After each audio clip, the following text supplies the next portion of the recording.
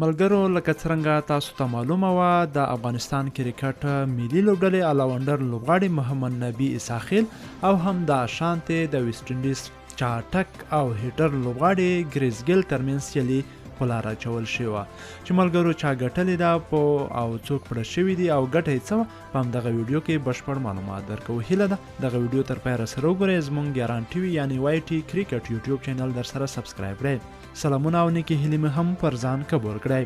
په شل ورځو سیالیو کې د افغانستان د کرکټ ملي لوبډلې تکړه او نوموتی لوبغاړی محمد نبي اساخیل د ویسټ انډیزي تکړه لوبغاړي ګریس ګیل سره سیالۍ ته لوېدلی و چې ګریس ګیل ورڅخه ډېرې رایې خپلې کړې او ګټونکی اعلان شو. په دې سره ګریس ګیل 14 لوبغاړو ته لار پیدا کړه خو محمد نبي اساخیل بیا مخه ښه وکړه. د کرکن انفو د کرکټ مشهور ویب سایټ دی اوس چې د شل ورځو سیالیو د غوره لوبغاړو ترمنځ سیالۍ اچولې چې د ټولنیزو رسنیو له لارې رایو په ورکولو سره غوره لوبغاړي ټاکل کیږي چې په لومړي سر کې 32 وروسته 14 بیا 8 بیا 4 او بیا وروسته فاینل ته د لارې پیدا کوونکو دوه لوبغاړو ترمنځ سیالي ترسره کیږي. په هغه دوو کې بیا هر چا ډېرې رایې خپلې کړې د شل ورځو سیالیو تر ټولو غوره لوبغاړی پیژندل کیږي. په همدې موخه د ویب سایټ د محمد نبي اساخیل او ګریس ګیل ترمنځ سیالي اچولې وه او د ټولنیزو رسنیو له کارکوونکو یې غوښتي وو چې تاسو د خوښې لوبغاړي ګیل که نبي دی.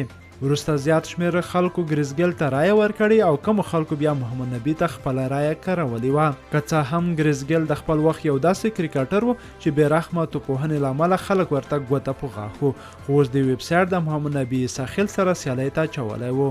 له دې څرګندېږي چې محمد نبي یو له هغو کرکټرانو څخه دی چې په نړیواله سطحه خپل نوم لري. محمد نبي د شل ورځو او یو ورځنیو لوبو دواړو په نړیواله درجه بندۍ کې د نړۍ لومړنی الاونډر لوبغاړی دی. کرکن انفو یوه اونۍ مخکې د بل افغان لوبغاړي رشید خان او پاکستاني سید اجمل ترمنځ هم سیالي اچولې وه چې رشید خان ورڅخه ډېرې رایې خپلې کړې او بل پړاو یا 14 لوبغاړو ته یې لار پیدا کړه. د معلوماتو له مخې چې رشید خان ارمان 58 سلنه رایې خپلې کړې وې. دا په داسې حال کې ده چې رشید خان ارمان د شل ورځو سیالیو په نړیواله درجه بندۍ کې د نړۍ لومړنی توپ اچوونکی دی. دغه ترڅنګ رشید خان ارمان د یو ورځنیو لوبو په الاونډرانو کې هم 6م ځای لري.